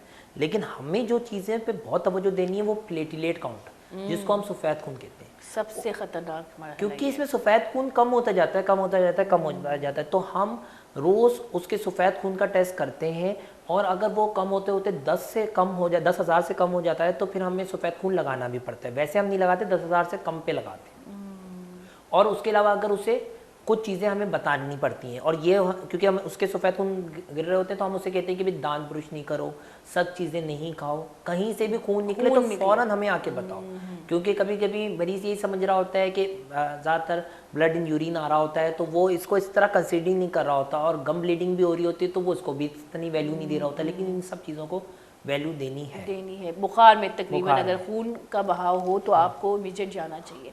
अच्छा, डेंगू में सफ़ेद खून के लिए, जैसे वाइट सेल के लिए जो घरेलू टोटके इस्तेमाल किए जाते हैं, जैसे पपीते का, अभी तो मैंने सुना है कि डॉक्टर ने कहा है कि अभी इस पे रिसर्च हो रहा है, ये कोई इतना एविडेंट नहीं है। इसके सिरप्स भी बहुत सारे बने हुए हैं पपीते के। हाँ, लेकिन जो हमने ज़्यादा चीज़ें वो एप्पल के जूस में अगर थोड़ा सा नींबू वगैरह डाल के सम ड्रॉप्स, तो उसकी ज़्यादा एफिकेसी है। इसके अलावा ये है कि इसके लिए ना जो हमारे सेल्स हैं ये कम हो रहे हैं, तो इसके लिए हम फॉलिक एसिड, न्यूरोबियान, मतलब B12, ये सारी चीज़ें देते हैं पेशेंट को, ठीक है, ताकि इससे कुछ सपोर्ट मिले पेशेंट को और उसके प्लेटलेट बढ़ने की तरफ जाए।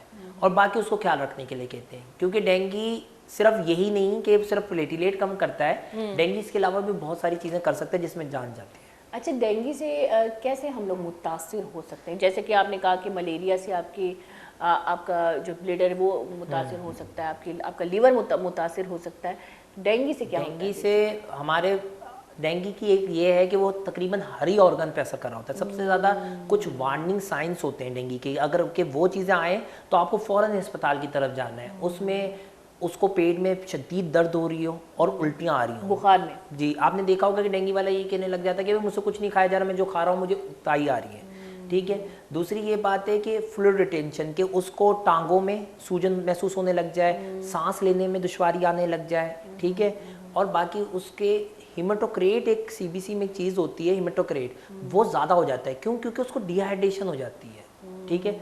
ये सारी चीज़ें जो हैं, और खून निकलने लग जाए, तो ये सारी चीज़ों में उसे फ़ौरन हाँ इस तरह मुतासिर करता है। ये सिम्टम्स तो हमें कोरोना की भी बताए थे कि सांस लेने में मसला था। उसका सांस फेफड़े में इन्वॉल्वमेंट की वजह से आता है। कोरोना बेसिकली फेफड़े को ही अटैक करता है। और इसमें जो है, इसमें ये फ्लूइड रिटेंशन के जो हमारी वेसल्स है ना, वो कमज़ोर हो जाती हैं। तो पानी, मतलब पानी नहीं मीन्स ब्लड वगैरह, और जो इंटरस्टिशियल फ्लूइड है वो उससे बाहर आ जाता है। अच्छा, देखा ये कि वैसे डेंगू, आजकल डेंगू भी नॉर्मल बीमारी में आ गई है, क्योंकि इसका भी तकरीबन थैंक्स टू यू ऑल। देखो, मैंने इंग्लिश में बात की है, वैसे मैं इंग्लिश के खिलाफ नहीं हूँ, लेकिन मैं कहती हूँ कि उर्दू बेहतर है बनिस्बत इंग्लिश के। तो डेंगू का भी तो इलाज है, लेकिन जब डेंगू की बीमारी आई थी हम पर, तो वो भी इसी तरह का स्टेज था कि कोरोना की तरह हम लोग डर गए थे। लेकिन मैंने अगर देखा कोरोना में, अगर आम इंसान को भी कोरोना था तो एक नॉर्मली उसको मतलब नॉर्मल वो तो मतलब नॉर्मली बुखार था, वो घर में उसको बस आइसोलेट करना और वो बुखार का चला जाना, और डॉक्टर भी बहुत नॉर्मल लेते थे। तो मतलब डेंगू इससे खतरनाक है। डेंगू इससे खतरनाक है क्योंकि ये सफ़ेद खून कम हो रहे हैं। और दूसरी जो मेन मैं चीज़ बताने वाला था कि सफ़ेद खून कम हो रहे हैं, दूसरी कैपिलरी में लीकेज की वजह से इधर उधर फ्लूइड रिटेंशन शुरू हो जाती है, और ये तकरीबन हर आज़ा को यहाँ तक कि दिल पे भी असर करती है। और डेंगू को हम इसलिए लाइट नहीं लेते क्योंकि हमें आइडिया नहीं होता, कुछ के प्लेटलेट इतनी कम हो जाते हैं और उनको ब्लीडिंग स्टार्ट हो जाती है कि म्यूकोजल ब्लीडिंग, बाकी स्टूल में ब्लड आने लग जाता है, या फिर कभी कभी ऐसा भी होता है कि किसी पेशेंट को ऊपर ब्लीड भी हो जाता है, ब्रेन में भी। ठीक है। तो इन चीज़ों को बहुत सीरियस हमें लेना होता है। अगर किसी पेशेंट को बहुत ज़्यादा कम प्लेटलेट हो, तो सीवियर हेडेक होता है, तो हम इस तरफ भी सोचते हैं मरीज़ के लिए। और कोविड इससे अलग था। कोविड में ये होता है, कोरोना में, कि अगर किसी को फीवर आ रहा है और वो आइसोलेशन में है और उसका सैचुरेशन वगैरह सही है, ठीक है, तो उसने एक उसकी साइकिल है, वो साइकिल खत्म हो जाएगी, वो वापसी आ जाएगा। मतलब कोविड में मैं अक्सर डॉक्टरों के भी यही सजेशन थे कि आप घर में बैठें, आप घर में आइसोलेट हो जाएं, आप अपना इम्यून सिस्टम बरकरार रखें, यानी कि आप खाने पीने में ध्यान दें, और मेंटली खुद को स्ट्रॉन्ग करना। मतलब तकरीबन दुनिया के हर जगह पे अगर आप कोरोना के बारे में अगर सजेशन लें तो मेंटली स्ट्रॉन्ग होना ज़रूरी है। लेकिन डेंगू में बिल्कुल बरअक्स इसकी सूरत हाल है कि आपको इमीडिएट डॉक्टर के पास जाना ज़रूरी है। हाँ, और ये जो मैंने 5-6 चीज़ें बताई थी, जो रेड साइन है, अलार्मिंग साइन है, इस पर तो आपको फ़ौरन जाना है। और बाकी इसमें एक और ये बात है कि हम इसमें एसिटामिनोफेन, मतलब पेनाडोल वगैरह का इस्तेमाल करते हैं फीवर के लिए, ब्रूफिन वगैरह का आपको नहीं करना है, और किसी भी किस्म जी डेंगू में नहीं करना है। ठीक है। और मैक्सिमम जो है वो आप ये जो एसिटामिनोफेन है, ये दिन में 6 आवरली ले सकते हैं। ठीक है। मतलब एक डोज है कि 4 ग्राम से हमें ज़्यादा नहीं लेना, क्योंकि उसके भी अपने साइड इफेक्ट्स होते हैं। अच्छा, डेंगू अगर एक बार हो गया, डायग्नोज हो गया, तो दूसरी बार उसको वो क्या किसी काफ़ी खतरनाक स्टेज में आ सकती है? नहीं, नॉर्मल जैसे नहीं। देखिए, ये बहुत कॉन्सेप्ट है कि भाई एक दफ़ा हो गया तो इम्यूनिटी बन गई। इसकी भी 4 सीरोटाइप्स। कोरोना में भी तकरीबन यही कॉन्सेप्ट है कि एक दफ़ा हो गया तो इम्यूनिटी बन गई, तो दूसरी दफ़ा जो है वो लाइट बहुत हल्का बुखार होगा। नहीं, इसमें ये कि इनकी 4 सीरोटाइप्स हैं, 4 सीरोटाइप्स हैं। हमारे सेटअप में जो सीरोटाइप 2 है वो ज़्यादातर कॉमन होती है। तो अगर दूसरी सीरोटाइप ने हमला किया तो पूरा डेंगू होगा। ठीक है। और उसके अलावा भी ये है कि इम्यूनिटी होती है, लेकिन ये नहीं है, कुछ बीमारियाँ होती हैं जिनकी ever lasting life long immunity होती है, वैसा डेंगू में नहीं है। ठीक है। और हम ये कि जो हमारे ज़्यादातर टेस्टिंग भी है वो भी ये नहीं बताती, जैसे NS1 हम करवाते हैं कि सीरोटाइप कौन सी है, बस वो उसमें हमें पॉजिटिव आ जाते तो हम उसकी ट्रीटमेंट स्टार्ट कर देते हैं। लेकिन डेंगू के लिए बस सिर्फ इसी तरह की ट्रीटमेंट है, जैसे मैंने आपको बताया कि ये करना हो, बाकी ये कि ओरली फ्लूइड देना, अगर वो ये कहे नहीं मुझे उल्टियाँ आ रही हैं तो IV फ्लूइड लगाना। ठीक है। इस तरह की चीज़ें, कोई भी कोई एंटीबायोटिक वगैरह, क्योंकि ये तो वैसे भी वायरल है तो इसके खिलाफ एंटीबायोटिक हो भी नहीं सकती, लेकिन एंटीबायोटिक भी जब तक इन्फेक्शन ना आए हम नहीं देते डेंगू। अच्छा, जैसे कि कोरोना का वैक्सीनेशन आ गए, टाइफाइड का भी है, मलेरिया का तो खैर नहीं है, और डेंगू का अब तक क्यों आ नहीं गया। बना, जबकि नहीं। डेंगू जो है सब बुखारों पे भारी एक बुखार है। डेंगू की भी वैक्सीन आ गई है, हमारे मुल्क में नहीं है, 20 मुल्क हैं जिनमें है तकरीबन, और वो भी एक मखसूस मतलब 10 एज से लेकर 45 एज वाले लोगों को दी जाती है, लेकिन उस वैक्सीन के भी 58% उसकी वो है कि वो सेव करेगी। और दूसरी बात ये है कि वो वैक्सीन में अगर किसी को डेंगू हो गया वैक्सीन लेने के बाद तो उसको और सीवियर फॉर्म में आएगा। तो हमारे एक तो सेटअप में आई भी नहीं है और उसका कोई इतना अच्छा वो नहीं है, रिजल्ट नहीं है कि हम कहेंगे चले हम बाहर से जाके वैक्सीन लगवा लें, तो कोई फ़ायदा नहीं है। वैसे बहुत कॉमन सा सवाल है, ये बुखार इस दौर में इतने ज़्यादा फेसेस में क्यों, मतलब अलग अलग शक्ल के क्यों आ रहे हैं? एक तो यही है कि साफ़ सुथराई का ख्याल नहीं है, ठीक है, हर जगह गंदगी है, ठीक है। और बात ये कि जो एक जनरल बात है, हम जो दवाइयाँ वगैरह यूज़ करते हैं, एक तो होता है कि भाई नॉर्मल आपको बीमारी हुई है तो दवाई यूज़ की। कुछ लोग ऐसे होते हैं कि जैसे टाइफाइड में भी कि अपनी मर्ज़ी से दवाइयाँ यूज़ कर करके अपनी बॉडीज़ को और अपने जो बैक्टीरिया वायरसेस हैं उनको हमने उनको ही रेजिस्टेंट बना दिया दवाइयों के। अच्छा, दवाइयों का ज़्यादा इस्तेमाल भी सही नहीं है। और सबसे ख़तरनाक बात क्या है कि हम अपने घर के बच्चों को एक माँ की सूरत में, जैसे कि बच्चों को नहीं पता कि माँ उसको क्या खिला रही है क्या पिला रही है, तो छोटी से बुखार में भी हम उसको एक दवाई देने लगते हैं, अपने तरीके से दवाई देने लगते हैं। जैसे पड़ोसी से पूछे भाई तुम्हारे बच्चे को उस दिन ये बुखार था तो तुमने क्या दिया, ये दिया, तो चलो यही दे देते हैं। ये कितना बड़ा हम जो क्राइम भी करते हैं और कितना बड़ा नुकसान देते हैं अपने बच्चे। ये तो आपने हर जो चीज़ है, और बच्चे के लेवल पे मैं ये कहूँगा कि आप एंटीबायोटिक्स मतलब बुखार उतारने के लिए दवाई दे रहे हैं वो अलग चीज़ है, लेकिन एंटीबायोटिक का इस्तेमाल ऐसे नहीं होता कि बिना किसी वजह के, क्योंकि ज़्यादातर ये देखा गया है कि लोग कहते हैं डॉक्टर के पास नहीं जाओ, साइड वाले से पूछ लो, उसके बच्चे को भी बीमार होता है, ये दवाई ली थी, बच्चा सही हो गया तो हमारा बच्चा भी अच्छा, एंटीबायोटिक के अलावा भी जो हम लोग खांसी की दवाई जो दे देते हैं, हाँ, इसमें भी ये है कि कुछ कफ सिरप्स वगैरह को भी हम लोग इसलिए अवॉइड करते हैं कि जैसे स्प्यूटम बन रहा है पेशेंट का, वो स्प्यूटम को अगर वो सप्रेस कर रहे हैं तो वो स्प्यूटम अंदर ही जमा होने लग जाता है। तो हमारा ये होता है कि हम इतना ज़्यादा इन चीज़ों के भी फेवर्स में नहीं होते कि हम वैसे पेशेंट को रिलीफ दे दें, लेकिन ये है कि पेशेंट और ज़्यादा नुकसान में चले जाए। हमें हर चीज़ एक इक्तदार में देनी होती है, मतलब एक देखते हुए देनी होती है।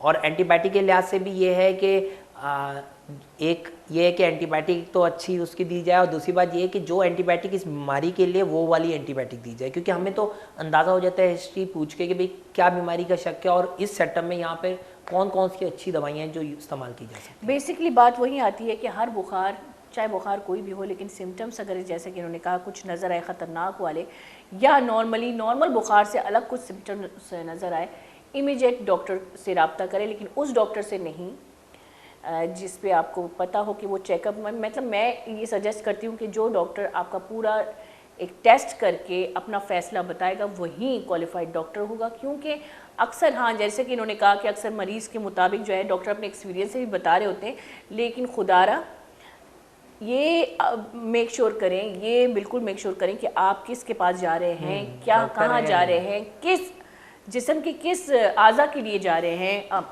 हर चीज़ के लिए अलग अलग क्वालिफाइड डॉक्टर हैं, उनसे रब्ता करें। अच्छा, मज़ीद अगर आपके इदारे की बात करें, वैसे तो हम कराची में जाएं तो हमारे यहाँ गवर्नमेंट के इदारे हैं, अच्छा प्राइवेट इदारों में भी वेलफेयर्स हैं। और वेलफेयर्स की अगर बात करें, जैसे कि मैंने पहले कहा कि बहुत मुश्किलात होती हैं, आपको पूरा एक डेटा बताना पड़ता है, अपने घर की पूरी फैमिली वो जो है बतानी पड़ती है। तो क्या आपके मतलब मुर्शिद हॉस्पिटल में जो वेलफेयर है उसके लिए क्या क्या इकदाम है जो करने पड़ते हैं? देखिए, मुर्शिद हॉस्पिटल में बहुत सारे वेलफेयर्स के काम हैं। जैसे उन्होंने एक तो ये है कि सेहत कार्ड का किया हुआ है। अब सेहत कार्ड के लिए कोई पेशेंट को कोई मतलब ख्वारी वगैरह नहीं करनी होती, वो सिर्फ उनका शनाती कार्ड ही उनका सेहत कार्ड है। शनाती कार्ड को चेक किया जाता है कि हाँ ये शनाती कार्ड ओरिजिनल लेकर आएँ और ये इसी जगह का है, तो उनका सेहत कार्ड हो जाता है। फिर उनका मुफ्त टेस्ट होते हैं, मुफ्त इलाज होता है, बिल्कुल फ्री, ठीक है। और इसी तरह जो हमारे सैलाब वाले मुतासरीन हैं उनका लिए हमने यहाँ पर जो भी हर रोज़ हमारे मुर्शिद हॉस्पिटल में भी कैंप लगता है, जहाँ पे हम सब कंसल्टेंट ही मरीजों को चेक करते हैं और बलूचिस्तान के भी करीब जी जी, और बिल्कुल मुफ्त दवाइयाँ, मुफ्त टेस्ट, 1 रुपये की भी चार्जेस हम नहीं अप्लाई करते हैं। और उसके अलावा हम हर वीकली अपने बलूचिस्तान साइड और अपने ये सिंध में भी कराची में ही हम लोग अपने कैंप्स करते हैं। और उसके अलावा हमने इंटीरियर सिंध में मतलब एक्सेप्ट कराची जो सिंध है उसमें भी सैलाब वाली जगहों पे तकरीबन 120 कैंप कर चुके हैं, जिसमें सिर्फ कैंप का ये मकसद नहीं है कि सिर्फ जाके हम मरीज़ को देखते हैं, हमने वहाँ पर मरीज़ को के टेस्ट, क्योंकि हम मलेरिया डेंगू इनकी किट्स वगैरह भी लेकर जाते हैं, हेपेटाइटिस सी की भी, ठीक है, हम वहाँ पे टेस्टिंग भी करते हैं। अच्छा, वहाँ पे टेस्टिंग करने के लिए जैसे कि यहाँ पे जो लैब बना हुआ है तो वो बड़ा प्रोटेक्टिव लैब है उसमें, क्योंकि मैंने ये सुना है कि खून के टेस्ट में बहुत आपको जी ध्यान से करना पड़ता है, तो वहाँ पे खुले माहौल में आपको नहीं, हाँ उसका भी ये है कि हम लोग जैसे ये डॉक्टर बैठे हैं, ठीक है, साथ में जो लैब का है स्टाफ वो एक अलग रूम में बैठे हैं, ठीक है, मतलब या फिर एक हम जहाँ जाते थे तो टेंट वगैरह होते थे तो टेंट में हाइजीन का बैठे हैं, ख्याल रखा हाँ, गया एक बंदे अंदर लेकर आते हैं, उसका टेस्ट करते हैं, उसको बताते हैं कि भाई आपको ये है नहीं है, ठीक है, या फिर मतलब जिस टेस्ट के आने में रिपोर्ट दे रहे हैं तो उसका नंबर वगैरह नोट कर लिया, ठीक है, और फिर वहाँ पे हम टेस्ट करते हैं उनके, हम कंसल्टेंट ही उनको पेशेंट्स को देखते हैं और उसके बाद फिर उनको दवाई भी प्रोवाइड करते हैं। देखिए सैलाब वाली जगह पे दवाई का प्रोवाइड करना बहुत इंपॉर्टेंट था, क्योंकि पेशेंट के पास पैसे नहीं है उतने खरीदने के लिए, पैसे तो कहाँ, वो तो जा ही नहीं सकते कहीं उठ। और सिर्फ ये नहीं कि मल्टीनेशनल सबसे अच्छे ब्रांड्स की दवाइयाँ और वो भी फ्री ऑफ कॉस्ट, और उस सेटअप में तो मतलब बेचारों के पास अच्छे ब्रांड तो दूर से मतलब पैसे पे भी नहीं आ पाते जो वहाँ पे फ्री। और सिर्फ यही नहीं, मैंने जो एक बात नोट की कि जब हम कोई ऐसे इंटीरियर सीन जाते थे वहाँ पे हमें ये होता था कि भाई यहाँ पे सलाम मुतासरीन, बेसिकली सलाम मुतासरीन के लिए जाते थे, तो वहाँ पर उनको राशन वगैरह भी, और उसके साथ साथ ये कि जैसे मलेरिया है तो नेट, मॉस्पेल, इन सब चीज़ों का भी प्रोवाइड किया है लोगों ने, और माशाल्लाह वो तो अब इनके सेटअप्स का है प्राइवेटली भी लोगों ने बहुत हेल्प की है, और आप लोगों को भी सलाम है कि आप लोगों ने वॉलंटरी काम किया है, और ये बहुत कम लोगों की ख्वाहिश होती है कि भाई मतलब खल के क्या कहते हैं, खल के खुदाई, ऐसा कोई लफ्ज़ है कि मतलब आप उनकी हेल्प करना और लोगों को आमादा करना, लोगों को अवेयर करना कि आप भी आमादा हो उनकी हेल्प के लिए, तो ये बड़ी बात है। मज़ीद अगर मुझे तो हॉस्पिटल में जैसे वेलफेयर के लिए अगर कोई सिस्टम हो, जैसे आप लोगों के यहाँ एक और सिस्टम है फ्री इलाज। जी देखिए ये सब जो है ना, मतलब मुर्शिदपुरी एक फैमिली है जो रन कर रही है, और हमारे सीईओ साहब डॉक्टर काशिफ इन चीज़ों को फुल, मतलब उन्होंने हर चीज़ पे निगाह है उनकी, तो वो हर चीज़ को बेहतरीन तरीके से करते हैं।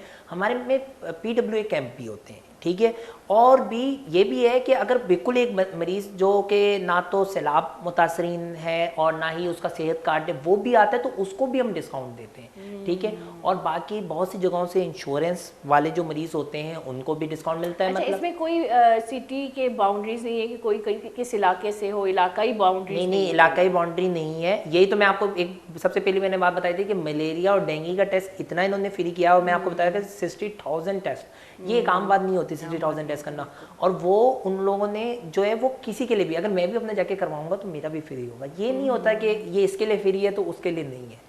जैसे वैसे नॉर्मली अगर हम देखते हैं कि किसी गवर्नमेंट हॉस्पिटल में अगर कोई चीज़ फ्री में प्रोवाइड को तो बड़ा ही गंदगी, रश, और मतलब एक तो सफाई का ख्याल नहीं रखा जाता, क्योंकि आवाम ही वहाँ से आती है, बेचारों के पास रहने की जगह नहीं होती तो वो रोडों पे सो रहे होते हैं। तो यहाँ पे क्या माहौल है? नहीं, जो जैसे आप सेहत कार्ड के लिए ये वाली बात, या फिर किसी भी ऐसी चीज़ के लिए, एक तो रश नहीं बनने देते किसी भी चीज़ का, बहुत सारे लोग माहौल का इस चीज़ पे बैठे हुए हैं जो फौरन करके देते हैं, ठीक है, तो ना तो रश बनता है, और ये है कि ज़्यादा ना पंचायत वगैरह मतलब कि भाई ये चीज़ ले आओ वो चीज़ ले आओ, ऐसा कुछ भी नहीं किया हुआ, ताकि देखिए मरीज़ बेचारा वैसी अजियत में कोई भी अपनी तकलीफ से आता है, उसको और इन चीज़ों के लिए ख्वार करवाने का कोई फ़ायदा नहीं है।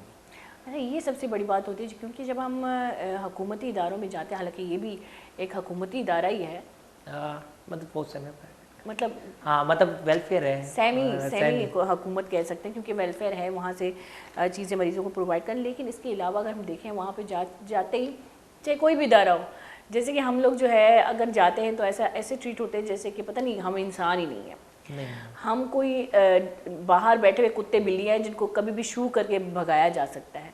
जबकि मुझे बहुत दर्द होता है दिल में कि उस सीट पे कोई ऐसा बंदा बैठा है जिसको बात करने की तक की तमीज़ नहीं है। तो ये इदारों को देख के बड़ा कोफ्त होता है दिल में। लेकिन जब आप जैसे लोगों की बातें सुनते हैं या इदारों की बातें सुनते हैं या इस मदद के बाद उनकी मेंटली काउंसलिंग की बातें सुनते हैं तो बहुत अच्छा लगता है सर। क्योंकि प्रोग्राम ख़त्म हो रहा है लेकिन मतलब करीब है, तो एक मैसेज अगर आप देना चाहें या और अवेयरनेस आप देना चाहें हमें। मैसेज तो सबसे पहले तो इस मौसम के हिसाब से मैसेज यही है कि भाई अभी मलेरिया, डेंगू और फ्लू वगैरह बहुत फैला हुआ है, तो आप लोग सब अपना ख्याल रखें सबसे पहले, ठीक है, और गंदगी ना फैलने दें दूसरी बात ये कि स्प्रे वगैरह करें, ठीक है, और बाकी जो है नज़ला एक दूसरे को ट्रांसमिट करने से वो करें। दूसरी बात ये है जैसे हमारी फैसिलिटीज़ हैं जो भी, तो इससे आकर आप मतलब भरपूर इससे फ़ायदा उठाएं क्योंकि हर चीज़ अच्छे तरीके से मिल रही है। तो बात ये कि किसी भी क्विक के पास जाने से बेहतर है कि आप चले जाएंगे, वो आपका केस ख़राब होने के बाद इधर उधर ही भेज देंगे, ठीक है। तो फ़ायदा ये अक्सर बलूचिस्तान सिंध से जो लोग आते हैं उनको पता नहीं होता कि उनको जाना कहाँ है, या उनको अगर कोई बीमारी होती भी है तब भी उनको पता नहीं होता उनको जाना कहाँ है। मैंने खुद देखा है कि छोटे छोटे हॉस्पिटल्स में, छोटे छोटे हॉस्पिटल नहीं, बहुत बड़े बड़े हॉस्पिटल, बहुत बड़े डॉक्टर बैठे हैं, लेकिन वहाँ पे गाइड करने वाले जो नीचे लड़के हैं छोटे छोटे जो फिर रहे होते हैं, वो उनको गलत गाइड करके गलत डॉक्टर के पास बिठा देते हैं और उनको बेचारों को मालूम नहीं होता कि उनकी मतलब वो किस तरह से डायग्नोज होते भी हैं या नहीं भी होते, बड़ा ख़तरा भी होता है। तो आप लोगों का ये सही है कि आप लोग मरीज़ को उसके मुताबिक या बीमारी के मुताबिक डॉक्टर। दूसरी बात ये है कि ये जिस जगह पे हॉस्पिटल बना हुआ है ये बलूचिस्तान से भी करीब है, ठीक है, सही है। तो वहाँ के लोगों के लिए भी फ्री इलाज है और सहूलतें भी हैं सब, ठीक है, सफाई सुथराई का भी ख्याल है और माशाल्लाह हमारा आईसीयू भी बहुत मेंटेन आईसीयू है, ठीक है। तो बात सिर्फ यही है कि एक तो सब हर बंदा अपनी सफाई सुथराई का ख्याल रखे, उसके अलावा बीमार हुए तो मरीज़ को घर पे ही रख के टाइम ना ज़ाया किया जाए, अगर कभी बीमार हों तो वो अस्पताल में लाके दिखाएं। और खुदारा इन लोगों से मतलब जो लोग डॉक्टर नहीं हैं और डॉक्टर बन के बैठे हुए हैं या फिर ऐसे लोग जो कि अपना ही इलाज कर रहे हैं या किसी आसपास वाले बंदे से ट्रीटमेंट पूछ के ना लें, क्योंकि इस चक्कर में आप लोगों के केस खराब हो जाते हैं। अब ये मसला जो है हमारा है, अब ये मसला आप लोग यूनिटी करके, मतलब आप डॉक्टर्स जो है मेडिकल के फील्ड के जितने भी लोग हैं, आप यूनाइटेड होकर ये मसला ख़त्म कर सकते हैं पाकिस्तान से।